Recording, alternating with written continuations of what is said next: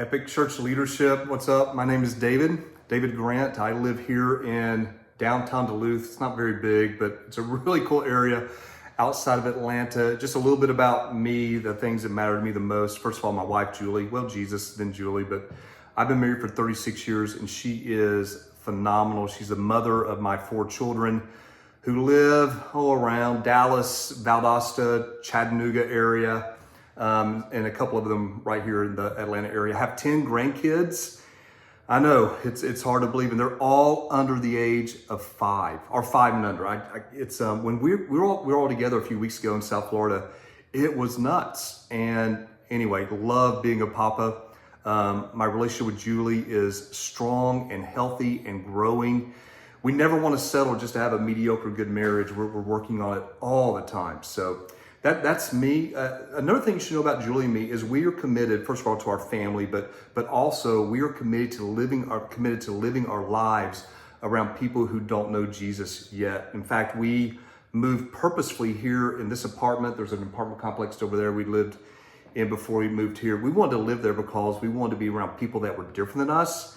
We just find that our lives are so much richer when we live around people who don't believe what we believe. And by the way, we found that people are super open to having spiritual conversations. They may not want to go to my church or to your church, probably to your church, but they didn't want to go to my church. But anyway, we just found they're open to spiritual conversations. So we're committed to living our lives on mission and asking God if we can bless the people in our neighborhood. Most recently, I worked at a church called 12 Stone Church, a great church here in the Atlanta area. It is 9 campuses now. When they asked me to be a part of the church, I led Next Gen. I think it was 8 campuses at that time. And so I came in to lead children's ministry and student ministry across the 8 campuses.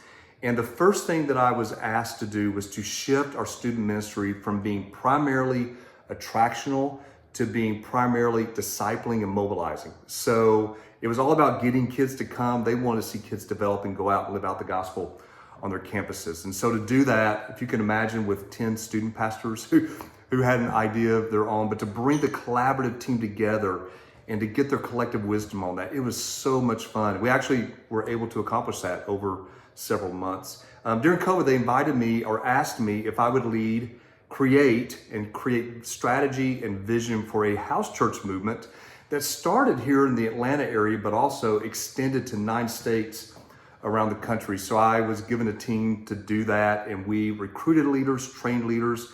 And it was so much fun because we got to ask the question, what is the church anyway? And Acts chapter 2 gives us a very good kind of prescription for what that could and should be. So we built house churches to actually do that. The main heartbeat was to actually help our people who are coming to our house churches love their neighbors well and invite them into spiritual conversations and then to church in their living rooms or coffee shops, wherever they met. My house church met at Truck and Tap, which is a pub about 75 yards across the town green here. And we had people wander in and want to talk about Jesus and want to talk about church. In fact, Julie and I had lunch with about 12 people who were a part of that church yesterday. And there are people in the kingdom, God just used it. And I'm so thankful for that time period. And it sounds like you guys have that same kind of heartbeat. You are a church for those who don't go to church, I think is your wording.